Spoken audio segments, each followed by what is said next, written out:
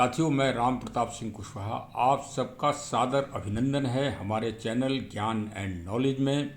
और विशेषकर जो प्रतियोगिता परीक्षा 2024 रक्षा से ही रक्षा जो संपन्न हुई है पावन रक्षाबंधन के दिन दिनांक 19 अगस्त 2024 को, उसकी हार्दिक मंगलमयी शुभकामनाएं कि जो प्रतिभागी जिन्होंने इस परीक्षा में जो शामिल हुए, वास्तव में उनके प्रति बहुत बहुत आभार। हमारी संस्था, हमारी ट्रस्ट राम रक्षा फाउंडेशन ट्रस्ट 999 लखनऊ की तरफ से, वह हमारी तरफ से, वह हमारे चैनल ज्ञान एंड नॉलेज की तरफ से। वास्तव में ये एक छोटा सा प्रयास 2018 में ये प्रारंभ किया गया था। तब इसमें 5 लोगों ने परीक्षा दी थी। वो परीक्षा मैनुअल हुई थथी। इसके बाद फिर क्रमगत ये ऑनलाइन परीक्षा इस सिस्टम के द्वारा की जा रही है। आज इसमें 162 प्रतिभागी 162 प्रतिभागियों ने इस परीक्षा में लगातार क्रम में भाग लिया है। वास्तव में ये एक प्रशंसनीय और ये एक बहुत ही बड़ी सफलता हमारे चैनल को और हमारी प्रतियोगिता को प्राप्त हुई है।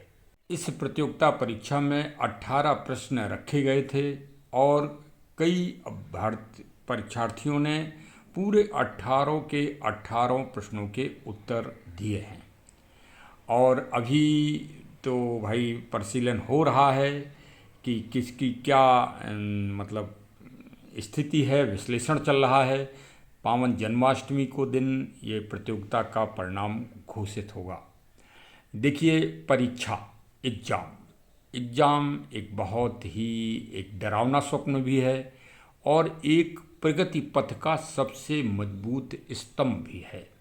आज हम छोटा सा परीक्षा के विषय पर एक थोड़ा सा आपका ध्यान आकर्षित करेंगे, फोकस करेंगे कि वास्तव में परीक्षा एक किस क्रमगत से होती है। देखिए, क्लास केजी और 1 से एक बच्चा परीक्षा देता ही देता है, परास्नातक करता है, पीएचडी करता है और दुनिया बड़ी से बड़ी डिग्रियां हैं आज के ज़माने में विश्वविद्यालयों से मिलती हैं। और फिर परीक्षा करके वो उन डिग्रियों को प्राप्त करता है और डिग्रियों को प्राप्त करने के बाद फिर सर्विस या किसी भी व्यवसाय या कुछ भी कार्य जीवन का करता है, उसमें भी हर कदम पर परीक्षा देना पड़ती है। चाहे स्वयं ईश्वर भी इस पृथ्वीलोक में आए हों तो वो भी परीक्षा के दौर से गुजरे हैं। चाहे भगवान राम जी हों, चाहे भगवान कृष्ण हों, चाहे तथागत बुद्ध जी हों, चाहे श्री महावीर जी हों, चाहे श्री गुरु नानक जी हों या अन्य धर्म में भी कोई ना कोई महापुरुष हो है, उनको भी परीक्षा से गुजरना पड़ा। हमारे इधर सनातन व्यवस्था में परीक्षाओं में सबसे ज़्यादा जो चर्चा और जो एक कथा मतलब वो हैं एक जिनका सबसे ज़्यादा प्रभाव है समाज में, वो राजा हरिश्चंद्र जी की परीक्षा मानी जाती है। दधीच जी ने भी परीक्षा दी है और परशुराम जी ने भी परीक्षा दी है। कोई ऐसा व्यक्ति नहीं है जिसने परीक्षा ना दी हो। लेकिन उन परीक्षाओं में मैं सबसे कठिन और सबसे निराली परीक्षा अपने संकट मोचन पवन पुत्र श्री हनुमान जी की मानते हैं। इस ब्लॉग को अवश्य सुनिए, क्योंकि जो प्रतिभागियों ने जिन्होंने भाग लिया है उनको मैं मंगल कामनाएं और शुभकामनाएं तो दे ही चुका हूं, साथ में आभार और साधुवाद। जो अभी भी अगर परीक्षा में हमारे प्रश्नों का उत्तर देना चाह रहे हैं तो हमारी प्रबंध कमेटी ने पुनः एक बार मंथन किया है। एक बार समय बढ़ाया गया था, अब समय जन्माष्टमी तक कर दिया गया है। लेकिन वो ध्यान रखें, प्रश्नों के उत्तर वो देंगे, उनको सम्मान मिलेगा, हमारे ट्रस्ट की तरफ से प्रमाण पत्र मिलेगा परीक्षा में शामिल होने के लिए। वो प्रकृति योद्धा कहलाएंगे, नेचर वॉरियर की संज्ञा हमारे ट्रस्ट के द्वारा दी जाती है। जो प्रतिभागी प्रतियोगिता में शामिल होते हैं वो प्रकृति योद्धा कहलाते हैं। तो प्रकृति योद्धा जरूर कहलाएंगे, लेकिन वो 5वें पायदान तक पहुंचने से वंचित रहेंगे। जो 1, 2, 3, 4, 5, क्योंकि फिर अगर अंतर महसूस नहीं होगा तो लेट लतीफ़ फिर लोगों में बनी रहेगी। क्योंकि भाई हमने अपनी परीक्षा में जो ओलंपिक का महान सिद्धांत है, तेज और अधिक तेज, उस सिद्धांत को रखा है, तो फिर तो भाई वो कल के दिन यही कहेंगे कि साहब हमने पहले दिन 1 घंटे के अंदर ही पेपर किया, तो और फिर अब लोग दे रहे हैं, तो अंतर क्या होगा? अंतर बहुत बड़ा अंतर है, और वो एहसास भी होना चाहिए। तो हम आते हैं मूल विषय परीक्षा पर। और श्री हनुमान जी महाराज जो बलियों के महाबली हैं, बुद्धि के बुद्धिमान हैं, भाग्यों में वो बड़भागी कहलाते हैं, और वो श्री राम जी के सबसे अनुज हैं और माता जानकी जी के पुत्र हैं। इतनी बड़ी पावर के बाद भी उनको परीक्षा से गुजरना ही पड़ा, तभी लंका में प्रवेश कर पाए। लोग कहते हैं कि वो आईएएस बन गया लड़का, आईपीएस बन गया, या दरोगा बन गया, या पुलिस में सिपाही बन गया। कहना तो बहुत आसान है, लेकिन वास्तव में उस परीक्षा को पास करना आसान नहीं है। परीक्षा तो परीक्षा ही है, और प्रत्येक भारतीय आदि और अनादि काल से पर्यावरण और प्रकृति की रक्षा करता आया है, मतलब देव स्वरूप पूजता है। ये बात आपको दुनिया की किसी अन्य संस्कृति में कदापि नहीं मिलेगी। हाँ, कुछ कबीले आदिवासी वगैरह हैं विदेश में भी जो प्रकृति की पूजा करते हैं, लेकिन कोई सभ्य समाज के लोग नहीं करते। हाँ, सभ्य समाज के लोग कोई भी प्रकृति की पूजा नहीं करते। यही भारतीयों को और अन्य समाज को बांटता है। तो भाई, जब आप पूजा करते आ रहे हैं, आपके पूर्वज करते आ रहे हैं, तो आज आपको इसी में विश्व गुरु बनने की आवश्यकता है, क्योंकि वो तो दोहन कर ही रहे हैं। वो तो भौतिक सुख के लिए कुछ भी कर सकते हैं। भौतिक सुख के लिए अभी पेड़ काट रहे हैं, अभी जानवर काट रहे हैं। कल के दिन जब जानवर और पेड़ कम पड़ जाएंगे तो वो आदमी को ही काटेंगे, और कहीं कहीं काटे जाने भी लगे हैं। देखो भाई, साफ बात है भाई। ये रूस यूक्रेन युद्ध हो रहे हैं, इजराइल फिलिस्तीन युद्ध हो रहे हैं, अन्य युद्ध हो रहे हैं, तो वहाँ आदमी ही तो काटे जा रहे हैं कि भूत मारे जा रहे हैं? भाई, आदमी ही तो मारे जा रहे हैं ना। कि अरे, तोपें चल रही हैं, गोला चल रहे हैं, तो उनसे कौन मर रहा है? जानवर तो एक भी मरा नहीं, एक भी भैंस नहीं मरा, एक भी पड़िया नहीं मरी, एक भी ऊँट नहीं मरा, एक भी हाथी नहीं मरा, कुत्ता तक नहीं मरा, आदमी मर रहा है। अब इसी से समझ लो आप, क्योंकि अब उनके पास और कोई काम नहीं है। ये फर्स्ट वर्ल्ड वार हुआ, सेकंड वर्ल्ड वार हुआ, जापान को तबाह कर दिया इतनी बड़ी महाशक्ति ने, और उसने आज तक भी उस मानवता के हनन के लिए माफ़ी नहीं मांगी, शर्मिंदा नहीं हुआ। वो अभी भी शेर की तरह गरजता है। बांग्लादेश का तख्ता परिवर्तन करवा दिया अभी 10 दिन पहले, उसी ने करवा दिया। वो तो वहाँ की प्रधानमंत्री निष्कासित है, वो भी कह रही हैं इस बात को। हाँ, तो भाई, अब आपको आगे परीक्षा के लिए तो तैयार होना ही पड़ेगा। हर बार हर दिन परीक्षा आपकी होना है। पूरी दुनिया का माहौल ऐसे ही बन रहा है, भारत का वातावरण ऐसे ही बन रहा है। भाई, हर 5 साल बाद संसदीय चुनाव हो रहे हैं, तो वो चुनाव परीक्षा तो है ही। चुनाव क्या है?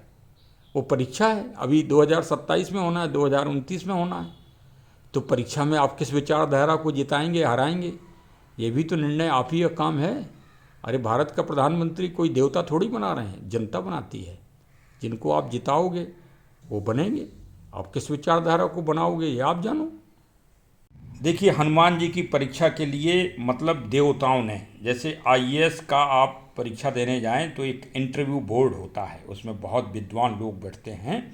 उसी तरह से भाई, वो परीक्षा किस बात की लेते हैं? वो इसी बात की लेते हैं कि ये अभ्यर्थी, ये परीक्षार्थी आगे चल के देश की बागडोर संभाल पाएगा, आईएएस बन पाएगा, आईपीएस बन पाएगा, आईआरएस बन पाएगा कि नहीं बन पाएगा, कि फटीचर बन जाएगा, देश को बेच लेगा, कि जनता से पैसे वसूलेगा, सिर्फ चौथ है कि भ्रष्ट शासन तंत्र करेगा।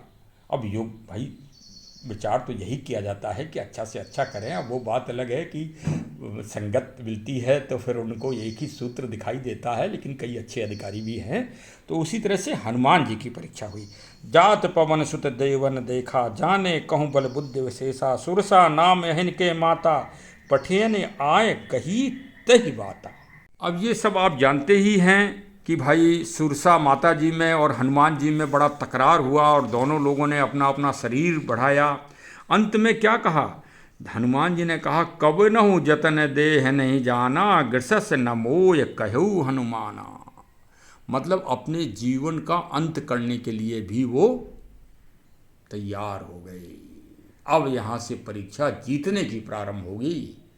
जब आदमी इस स्टेज पे पहुँच जाता है उसके बाद फिर जीतना ही जीतना होता है। यही हनुमान जी ने इस परीक्षा में सबसे बड़ा मोटिवेशन और प्रेरणा हम मानवों को दी है। कभी कभी सुंदरकांड की परिचर्चा हम शुरू कर ही देते हैं। ये पुलिस के दृष्टिकोण से ये तथ्य निकल के आए हैं, क्योंकि हम लंबी सेवा पुलिस में की है और इस तरह के अनुभव रोज़ हमको हुए हैं। रोज़ परीक्षा पुलिस में होती है पुलिस अधिकारियों की। जैसे कोई मर्डर हुआ, ओ बवाल हो जाता है, शाम को सब शांत हो जाता है। शाम तक जो है या तो पुलिस मुलजिम पकड़ लेती है या मुलजिम नहीं पकड़ पाती तो योजना बनाती है। मतलब भीषण परीक्षा पुलिस वाले की होती ही रहती है। और ये परीक्षा जो हनुमान जी की ली थी, ये हनुमान जी की नहीं ली थी, उनके बुद्धि और बल विवेक की ली थी। तो इसीलिए तो IAS IPS की परीक्षा ली जाती है, उनकी थोड़ी ली जाती है, ना उनके शरीर की ली जाती है, बल बुद्धि और विवेक की ली जाती है परीक्षा। हाँ, तो देखिए क्या लिखा, राम काज सब कर हो तुम बल बुद्धि निधान, आशीष दे गई सो हर्ष चलो हनुमान।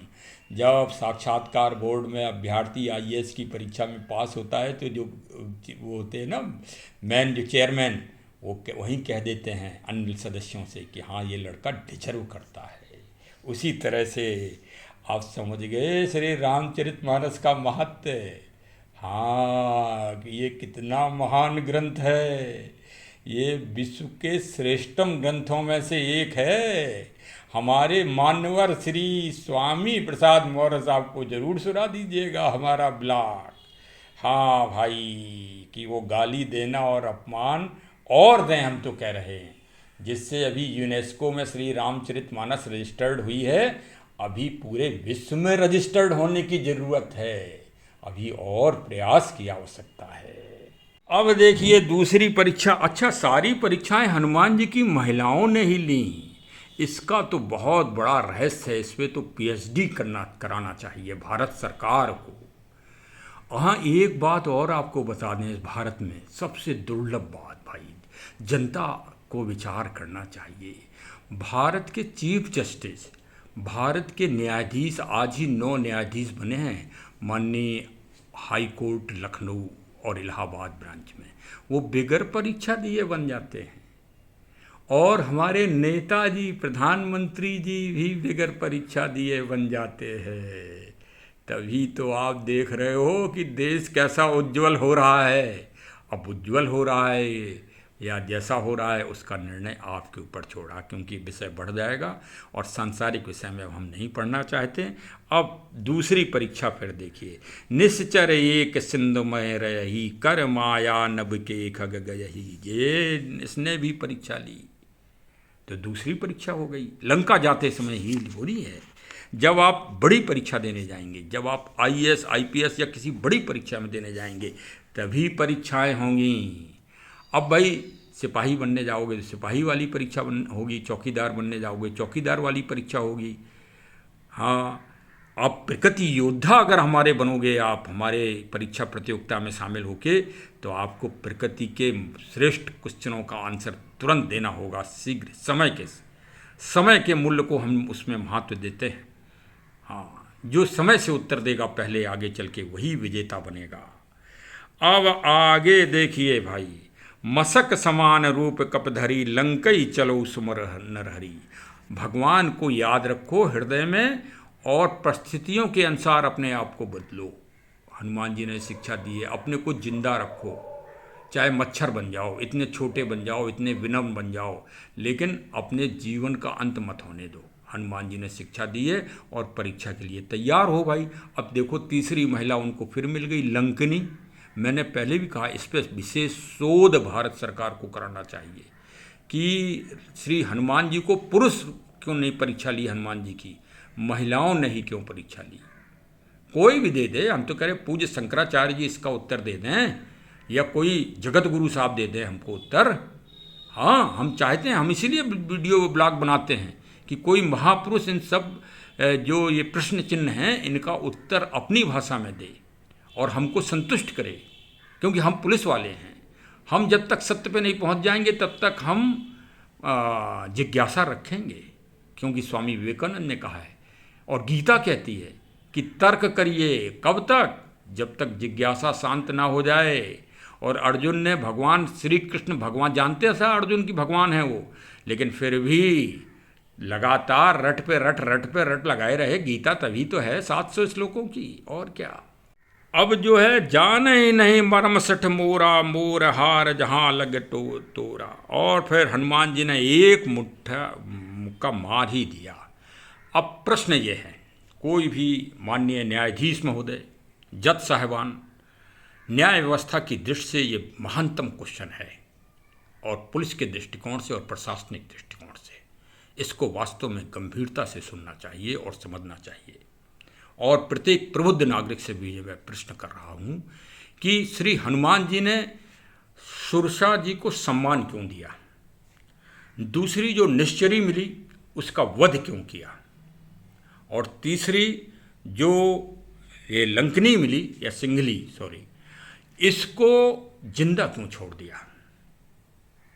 इसका जो सही उत्तर अगर हमारे कमेंट सेक्शन में देगा, हम वास्तव में उसको नंबर 1 प्रकृति योद्धा भाई जो हम अपने ट्रस्ट से कर सकते हैं वो करेंगे, हाँ, और सम्मानित करेंगे। कोई भी दे। 3 एक कुछ मतलब श्री हनुमान जी ने सुरसा जी को सम्मान क्यों दिया, एक चीज। दूसरी चीज, दूसरी जो महिला मिली निश्चरी उसका वध क्यों किया, और तीसरी सिंघली जो मिली सॉरी लंकनी, तो उसको उसका वध क्यों नहीं किया, और उसको बाद में विकल होंसतें कवि के मारे तब जान हूँ निश्चर संघारे। और फिर सत्संग किया और सत्संग करने के बाद उसको उपासना दी, मतलब आशीर्वाद दिया, उसका सब जो है उसको भक्त बनाया प्रभु का, और उससे फिर आशीर्वाद लिया। प्रबस नगर की जय सब काजा, हृदय राख कौशलपुर राजा, गरल सुधार पुकरई मिताई, गौपद सिंधु अनल सितलाई। सुंदरकांड का सबसे बड़ा रहस्य, ईश्वर को याद करके हर काम करो तो समुद्र है वो गौ गाय के खुर के बराबर हो जाएगा, छोटा सा। ये है सुंदरकांड का महान ज्ञान। सुंदर कांड जिसमें 9 बार सुंदर शब्द आया है, 9 का मतलब ब्रह्म तत्व है। तो ब्रह्म तत्व अगर किसी में विराजमान है तो सुंदर कांड में विराजमान है। अब आप समझे। और लीजिए आपको हम पूज्य श्री संकट मोचन जी बाबा यहाँ जो नीम करोड़ी जी के पावन स्थान पर विराजमान हैं लखनऊ में, और संकट मोचन जी के नाम से जाने जाते हैं। आप उनके भी दर्शन कर लीजिए। और ये भी एक परीक्षा ही है, देखिए सामने परीक्षा श्री हनुमान जी। इसलिए सबसे विकट और सबसे महानतम परीक्षाएं अगर किसी ने दी हैं तो श्री हनुमान जी ने दी हैं। इसीलिए हम तो ये कहते हैं विशेषकर विद्यार्थियों से कि अपना आइडियल जो हीरो हैं वो श्री हनुमान जी को बनाएं। हाँ, श्री गुरु चरण सरोज रज निज मन मुकुर सुधार, बरनौ रघुबर विमल जस जो दायक फल चारों फल आपको प्राप्त हो जाएंगे। तो चलिए अब भाई परीक्षा अब 2025 की तैयारी कर लीजिए। हाँ, जन्माष्टमी तक आप उन प्रश्नों का उत्तर देकर हम विशेष सम्मान आप प्राप्त कर सकते हैं। अवश्य परीक्षा में शामिल होइए। और ये एक प्रकृति नेचर पर्यावरण की जागरूकता के लिए, चेतना के लिए जन जन में फैलाने का एक ये हमारे चैनल की तरफ से, हमारी ट्रस्ट राम रक्षा फाउंडेशन ट्रस्ट 999 लखनऊ की तरफ से ये एक अभियान है। आप उत्साहवर्धन हेतु अपना मार्गदर्शन भी दीजिए, आशीर्वाद भी दीजिए और अंशदान भी दीजिए। आर्थिक भी दे सकते हैं, भौतिक भी दे सकते हैं और हर तरह का सहयोग कर सकते हैं। QR कोड हमारे ब्लॉग में दिया गया है। आप एक कदम आगे बढ़िए और प्रकृति में सहयोग करिए, नेचर के विकास के लिए और हमारे ट्रस्ट के विकास के लिए। बहुत बहुत धन्यवाद। जय हिंद, जय हिंद, जय हिंद। आपको समय समय पर 18 जो प्रश्न पूछे गए हैं उनके समीक्षात्मक उत्तर भी आपको प्राप्त होंगे और मैं आपको बता भी चुका हूं कि कई अभ्यर्थी और परीक्षार्थियों ने इन प्रश्नों के बहुत ही सारगर्भित और बहुत ही उच्च कोटि के उत्तर प्रदान किए हैं। उनकी भी समरी उनमें होगी, तो अवश्य आप सुनिए समय समय पर और थोड़ा सा समय निकालना ही पड़ेगा आपको अपनी व्यस्तता में से। उसके लिए बहुत बहुत आपको आभार।